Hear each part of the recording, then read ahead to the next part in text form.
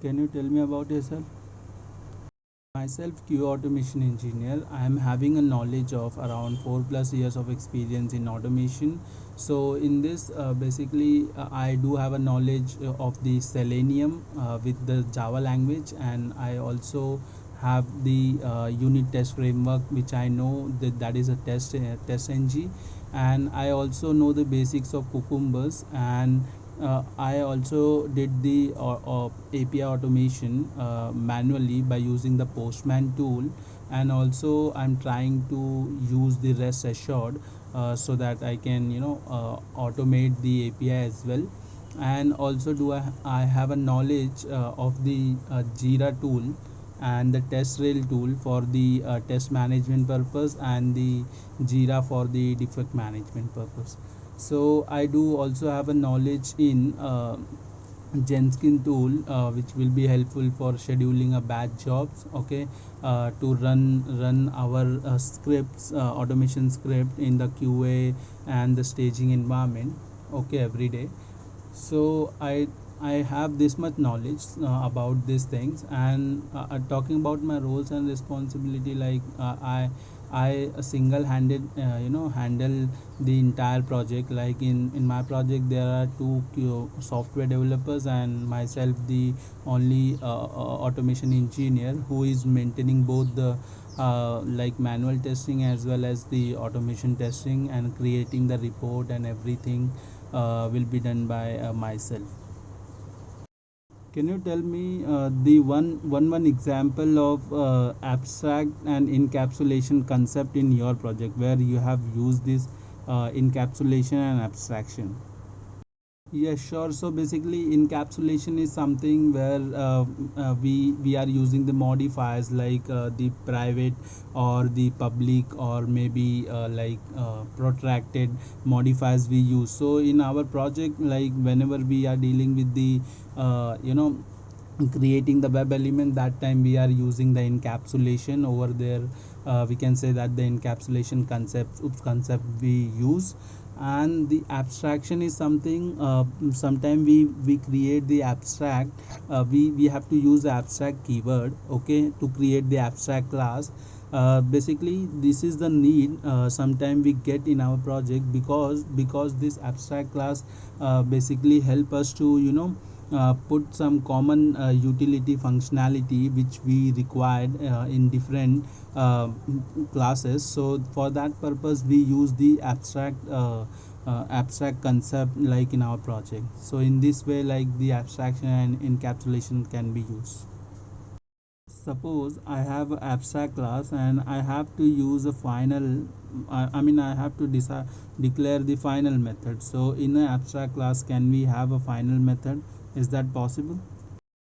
Yes, so basically we can use the final method inside the abstract class, but like what will happen is the final method is treated like as a normal method only, and with the body, so which we cannot be override. Like, so it will be a simple method, but this particular method cannot be override because of this final keyword. So yeah, it's possible in abstract class. What is singleton class? Do you have any idea what is singleton class? I don't have exact knowledge on the singleton class, but I have a knowledge like singleton class is basically where one single object is used throughout the program, and all the variables, values, everything will be pointing out to the first or the instant that is created. So whenever anything got changed, so it will be reflecting to that particular object that is created. So that I know. I don't have much knowledge on the singleton class. So can you tell me what is the use of constructor with regards to your framework level? Yeah, so basically constructor is basically we can say that the special type of method where the class name and the constructor name is same. So in regards to framework level, we use like a WebDriver initialization, right, for synchronization of the object. So that time whenever we are using like WebDriver driver equals to new Chrome driver or Firefox driver, that time we are taking the reference of that particular class and creating the object driver. So what we are doing actually is we have a multiple classes, right, for different features, but the driver that we have created, it should be the one, right, and it should be sync with all the things. So basically whenever we are dealing with the page object model, we try to uh, with page factory, we try to combine a usage of the constructor, so that all the values, whatever the web elements are there, that gets initialized, and then we can use it properly. So for that purpose we use the constructor, like in our framework.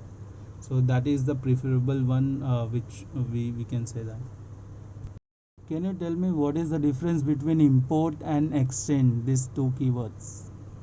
Yes, so basically the keyword import is used to import, or we can say that the call the files, whatever we have from the different folder structure, right? So we can use the import and we can use that file in our current folder, right? But extend is the keyword where we like use the inheritance concept. So in this, the extends keyword is useful. Suppose we have a parent class and we have another child class also, and we have to inherit some properties, some attribute from the parent to child, then we use the extends keyword. So yeah, that is the difference between two. Okay, so can you tell me, is it possible we can have a try catch and then inside try there is another try catch block?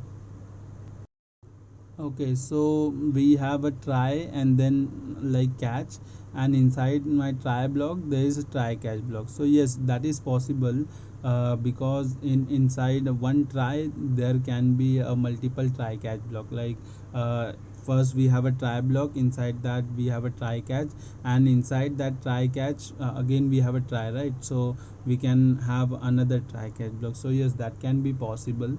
Nesting is possible, like with the help of try catch. So yeah, no problem. What is multiple inheritance, and where you have used the multiple inheritance in your project? Can you tell me? So multiple inheritance is something like which is Java is not supporting. So instead of multiple inheritance, we have a interface. So basically like interface is used multiple places in our project. So first place we can say that it is very common, like initializing the web driver. That time we are using the interface, then we have a alert, then we have actions, then multiple things are there where we are using the interface, and we are utilizing or consuming your like the methods, whatever the properties are there, we are utilizing it. So yeah, in this way we are using the interface, not the multiple inheritance. Okay, can you elaborate your framework structure, like what are the things you have used or utilized? Yes, so basically we are using the Selenium and Java, and we are using the unit test framework, which is called as a TestNG.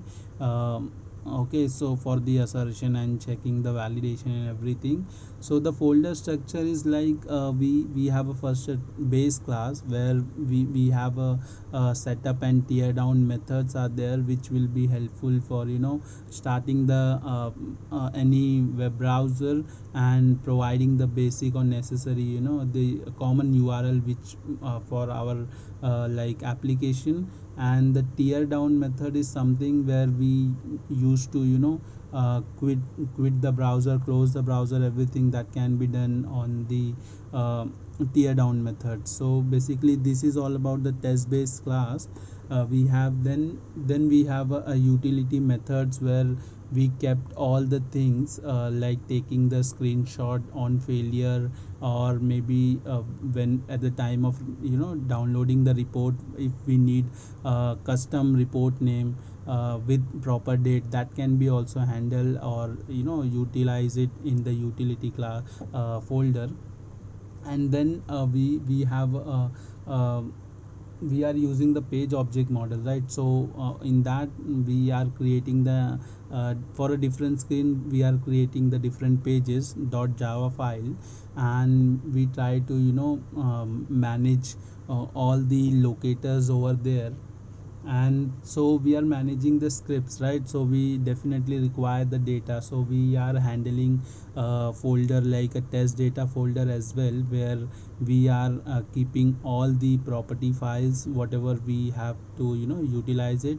And also we are keeping over there the xls file that can be useful while reading the data. So this the test data folder is basically for whatever the things are there in the excel file or the property file, we can directly read it from there and utilize in our script. So no hard coding in directly in the script, but yeah, definitely we have provided in the excel file or the property file. So in this way we are managing the whole scripts, and then we are running this whole script automation through the jenkins pipeline also. So where we basically manage so it can be run every day. And also we have a runners, so that will be a very useful to run our entire project. And we also use the maven build tool, which will be helpful to customize or integrate with the jenkins, and all the dependency and everything that can be done through the maven build tool. So this is all the folder of the framework structure is there, and we basically utilize it. And also we have a test cases where we basically extends the test based class for utilizing all the basic necessary things for running our project automation project. And then uh, based on each screen we have a different sets of test cases that can be utilized. And based on test ng annotations at test, we used to write the test cases. And we also involve the parallel execution based on that, like whatever the functionality provided in the test ng framework. So yeah, in this way like the whole fundamental works. And if we want to send the generated reports after the execution of the automation, that can be also the reports get generated, or we can use our customized report. So everything will be will get that from their reports, and we can use the testng by default report or the allure report, right? So this can be used to send out the report, the number of test case pass fail and everything. Can you tell me what is the use of action class, and also the basic syntax how to write the action class? Yes, so action class is basically useful for handling and dealing with the mouse and the keyboard events. So basically the syntax is like actions, then we can name the any object name what we are whatever we have to give, and then equals new actions, and we need to cast it with the whatever the driver object we have created, right? And then the suppose I have created actions abc equals new actions, and the driver is casted with that. So abc is my object, so I will use like object dot, suppose I have to move the element, so I will use object dot move to element, and then I have to provide the locator value dot build. So in this way the one single operation we can say that we can perform. And then we can also write like this, suppose we have a more than one actions to be performed, then we can write like object dot move to element or double click, and then build dot perform, like that we can also do. Can you tell me the code how we can scroll horizontally in selenium? Yeah, for scrolling horizontally we have to use JavaScript executor basically. Then we can use like JavaScript executor, and we need to cast it with driver and then dot execute script. So in inside that execute script, what we'll write like in double quotes window dot scroll by. So we have a x and y coordinate values. So suppose I have to scroll horizontally, so what I will write 200 or 300 value in x coordinate value and comma 0 in a y coordinate, because in the x direction it will be moved horizontally in the right direction. So in this way, like, we can scroll horizontally. Consider a scenario. Suppose you have to assert some value, and one value you are getting it from your web page, and another value is something which you are expecting, you are writing or hard coding it, right? So suppose you don't want to hard code it and you have to just utilize it from somewhere else. So where exactly you store this kind of values, the hard coded values in inside your framework or the project? Okay, so the expected values that we used to use for a certain purpose, that can be stored in our property file or maybe in the Excel file as well. But I would suggest Excel file is the best option where we are using it, so that instead of directly hard coding it, if suppose that same expected value which is a common for 10 places, so instead of writing hard coded value I can use it from the Excel, so that it can be changes in a one place. So in future if the value got changed, then the same value we can update in the Excel itself, and then that can be used in all the asserts wherever the same assert hard coded value utilizing it. So in this way we can avoid this situation and use it gracefully. Okay, so what is the difference between WebDriver listener and TestNG listener? Can you tell me the difference? Yes, so basically a WebDriver listener, like whenever we are, see, WebDriver listener and TestNG listener both are the interface, right? So in the WebDriver listener, whenever we are utilizing their methods, like we have a click, we have a find elements, right? After click on, before click on, like that. I mean, these are the methods of the WebDriver listener. So when this kind of methods, when we are using it, that time the WebDriver listener is triggered. Okay. And TestNG listener is triggered when we are using the TestNG methods, like on test failure, on finish, on start. So these are the methods where the TestNG listener will come into the picture. So that is a big differentiation between the TestNG listener and the WebDriver listener.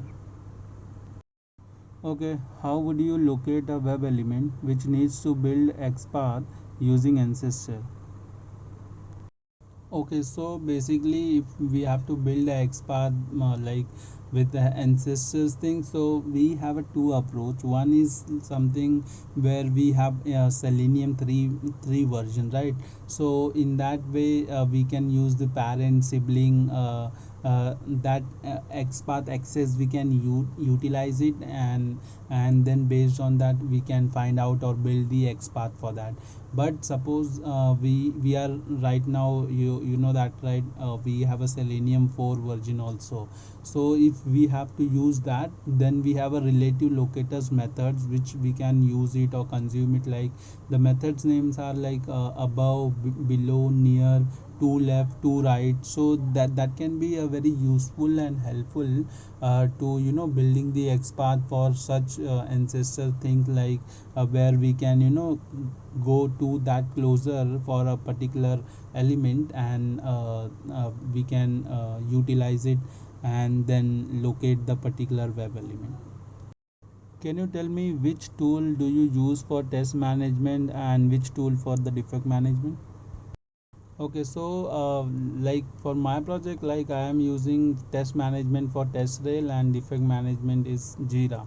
But we can utilize the Jira for both, like defect management and test management. That can be also possible. Yeah. Which version control do you use? like we use the code repository. We have a git and we use through the Bitbucket, from where we are create the PR and all things, and that is the version control system we use actually.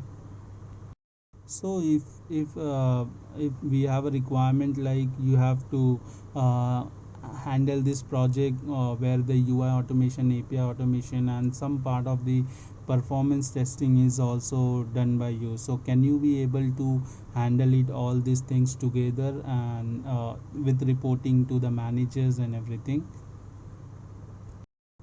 Yeah, it will be a little harder, but yeah, I can manage it because since in my current project also, like the UI and API automation, everything manual testing is also like managing by myself.